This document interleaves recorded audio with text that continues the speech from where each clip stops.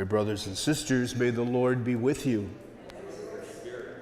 A reading from the Holy Gospel according to Luke.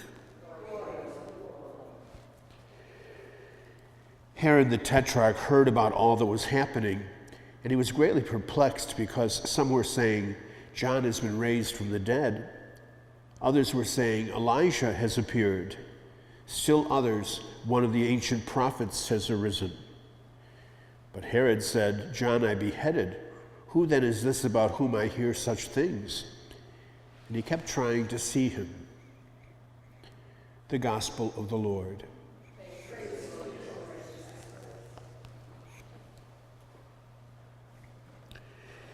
Herod is surely one of the more curious personalities we encounter in the Gospel story. He is in a way an enfleshment of what St. Paul came to become so very familiar with, the kind of battle that takes place between the flesh and the spirit as the parts within us war against each other.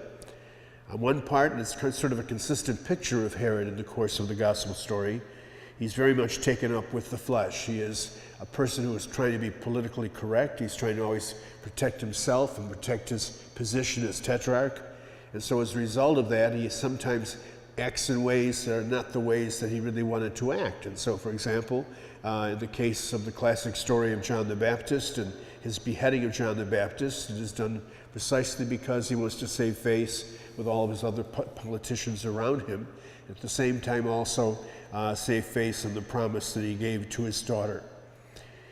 Even as he did this, of course, there was in the back of his mind that other part of the spirit. He was very curious about John the Baptist and had intentionally put him into prison so he'd be close by, but did not initially have any concern about having him beheaded or anything. He just wanted to have him nearby to kind of find out who he was and what he was about. And we find in the gospel today that essentially the same thing happens with regard to Jesus. It will happen right up until the end of Jesus' crucifixion, where Herod keeps trying to find an opportunity to meet this man who's pulling something out of him. The words that he speaks says something part of Herod's heart.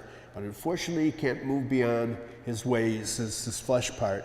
He cannot give himself over to faith, and as a result, sadly, ends up being at the wrong end at the final time of salvation. Sometimes that flesh and spirit battle within each of us, and for the most part, thanks be to God, because of God's grace, we are able to control the flesh and allow the spirit to be operative. But it's surely something we have to as well be attuned to, that all those opportunities that come to us in life to be stronger in faith carry as well at the same time an opportunity for us to be tempted to walk the other way.